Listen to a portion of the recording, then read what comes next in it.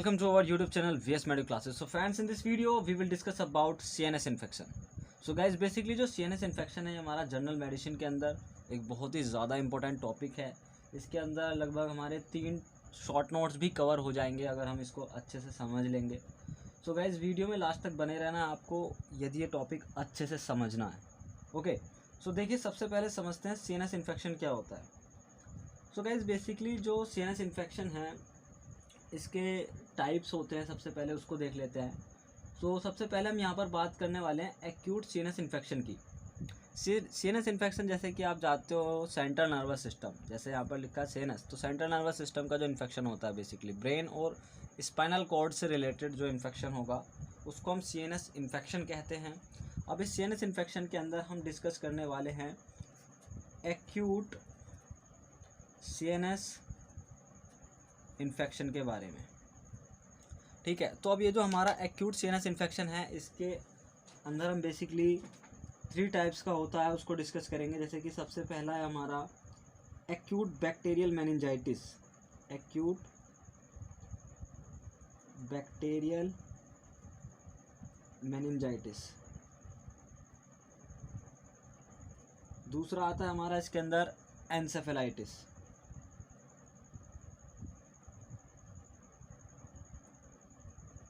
और थर्ड होता है हमारा ब्रेन एब्सेस।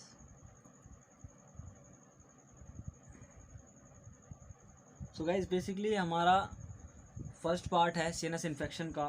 सो इसमें हमें लगभग 3 से 4 वीडियोस बनानी पड़ेंगी इसके लिए। तो आज जो हमारा टॉपिक रहेगा जिसको हम कवर करने वाले हैं बेसिकली वो है हमारा acute bacterial meningitis. Acute bacterial meningitis. Guys ये जो हमारा वीडियो है इसमें हम काफ़ी इस तरीके के शॉर्ट टर्म्स यूज़ करेंगे, तो आपको जस्ट समझना है। और जब आप अपने इस तरीके से शॉर्ट नोट्स बनाओगे तो उसमें आपको ये पूरा लिखना है, कंप्लीट लिखना है, ताकि आप बाद में कंफ्यूज ना हो। ठीक है, तो यहाँ पर देखिए जैसे कि यहाँ पर बताया गया है कि एक्यूट बैक्टीरियल मेनिंजाइटिस, तो हमारा ये वाला टॉपिक हम कवर करने वाले हैं बेसिकली। तो इसमें सबसे पहले समझते हैं कि हमारा ये एक्यूट बैक्टीरियल मेनिंजाइटिस होता क्या है गाइस बेसिकली। तो ये जो हमारा एक्यूट बैक्टीरियल मेनिंजाइटिस है इसमें आपको एक मेन चीज़ ध्यान रखनी है, जैसा कि इसका नाम है यहाँ पर मेनिंजाइटिस। मैं यहाँ पर लिख देता हूँ आपके लिए मेनिंजाइटिस। सो गाइज जैसे कि यहाँ पर एक आइटिस आ रहा है, तो आइटिस का मतलब होता है गाइज इन्फ्लामेशन। इन्फ्लामेशन, तो इन्फ्लामेशन ये हो गया हमारा। अब यहाँ पर क्या आ रहा है मेनिंजी, तो मेनिंजिस से निकल करके आता है मेनिंजीज। तो यहाँ पर समझ लेते हैं पहले मेनिंजीज क्या होते हैं बेसिकली। तो मेनिंजीज जैसा कि आप सभी जानते होंगे यदि आपने पैथोलॉजी में देखा है या फिर नॉर्मल फिजियोलॉजी ब्रेन पढ़ी है आपने, तो जो हमारा ब्रेन होता है या फिर जो हमारी स्पाइनल कॉर्ड होती है, ब्रेन या फिर स्पाइनल कॉर्ड, इसके ऊपर हमारी 3 लेयर्स होती हैं बेसिकली। इसमें हमारी 3 लेयर्स होती हैं। ये वाला जो है आपका, इसमें हमारी 3 लेयर होती हैं। तो इस तरीके से हमारी 3 लेयर हैं।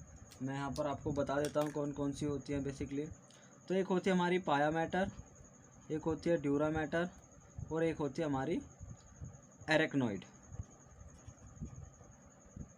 तो ये 3 लेयर होती हैं बेसिकली हमारी ब्रेन के ऊपर। सपोज जैसे कि हमारा ब्रेन है या फिर ये हमारा स्पाइनल कॉर्ड का पार्ट है, तो इसके ऊपर हमारी 3 तरीके की लेयर होंगी, 1 2 3। तो ये 3 लेयर होती हैं बेसिकली। तो जब हमारा ब्रेन हो या फिर स्पाइनल कॉर्ड हो, उनकी जो मेनिंजीज होती हैं, जो 3 लेयर होती हैं, इसको हम कहते हैं मेनिंजीज। तो जब इस मेनिंजीज के अंदर आपका इन्फ्लामेशन होने लगे किसी भी कारण से, ये जो मेनिंजीज है ना, इनके अंदर यदि किसी भी कारण से आपका इन्फ्लामेशन होता है तो उसको मेनिंजाइटिस कहते हैं। अब यहाँ पर लिखा हुआ है एक्यूट बैक्टीरियल, मीन्स जब हमारा किसी बैक्टीरिया की वजह से यहाँ पर हो रहा है बेसिकली, कोई स्पेसिफिक बैक्टीरिया जितने भी होते हैं वो अगर आपके मेनिंजीज को अफेक्ट कर रहे हैं तो उसको हम कहते हैं बेसिकली एक्यूट बैक्टीरियल मेनिंजाइटिस। ठीक है, तो बेसिकली इसमें क्या होता है कि आपका एक सब एरेक्नोइड स्पेस होता है, उसमें आपका फ्लूइड फिल होने लगता है। फिर सब एरेक्नोइड स्पेस, जो एरेक्नोइड लेयर होती है उसके नीचे एक स्पेस होता है, तो उसमें आपका बेसिकली फ्लूइड फिल्ड होने लगता है। ठीक है, तो उसमें आपका फ्लूइड इकट्ठा होने लगता है। तो ये हमारा रहा इंट्रोडक्शन। अब हम समझ लेते हैं इसके एपिडेमियोलॉजी को या फिर इसके कॉजेज़ को बेसिकली। सो देखते हैं इसकी एपिडेमियोलॉजी बेसिकली।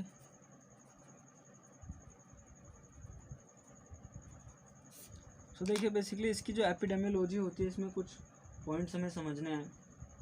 तो ये जो हमारा एक्यूट बैक्टीरियल मेनिंजाइटिस है ये हमारा बेसिकली इन्फेंट्स में ज़्यादा होता है। इन्फेंट्स में ये ज़्यादा होता है। इन्फेंट्स में ज़्यादा क्यों होता है? क्योंकि जो इनका इम्यून सिस्टम है, जो इनका इम्यून सिस्टम होता है बेसिकली वो प्रॉपर डेवलप्ड नहीं है।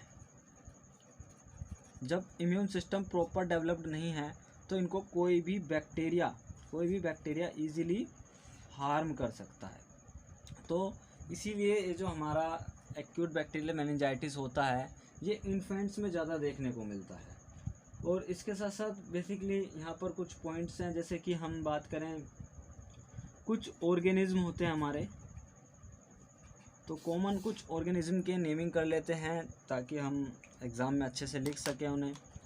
तो देखिए सबसे जो मोस्ट कॉमन होता है हमारा वो होता है ई कोलाई। जैसे कि हमारा ई कोलाई हो गया।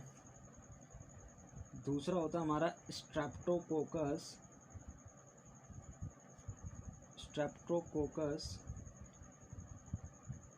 निमोनियल। एक हो जाएगा हमारा स्ट्रेप्टोकोकस निमोनियल। एक होता है हमारा सल्मोनेला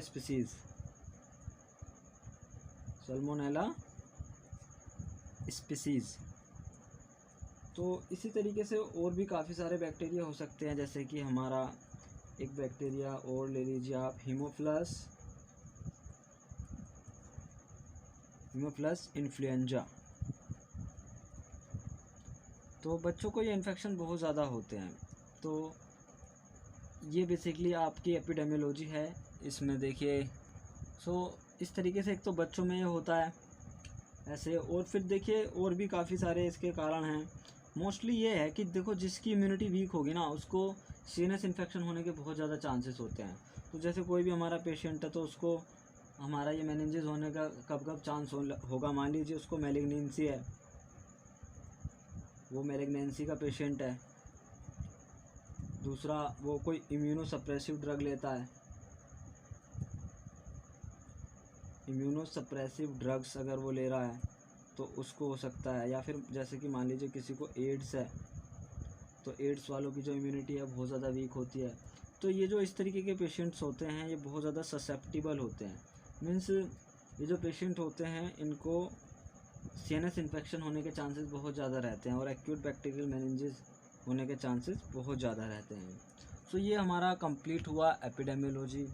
सो गाइज़ आज की वीडियो में सिर्फ इतना ही। नेक्स्ट वीडियो में हम डिस्कस करेंगे इसकी pathogenesis, clinical features and treatment.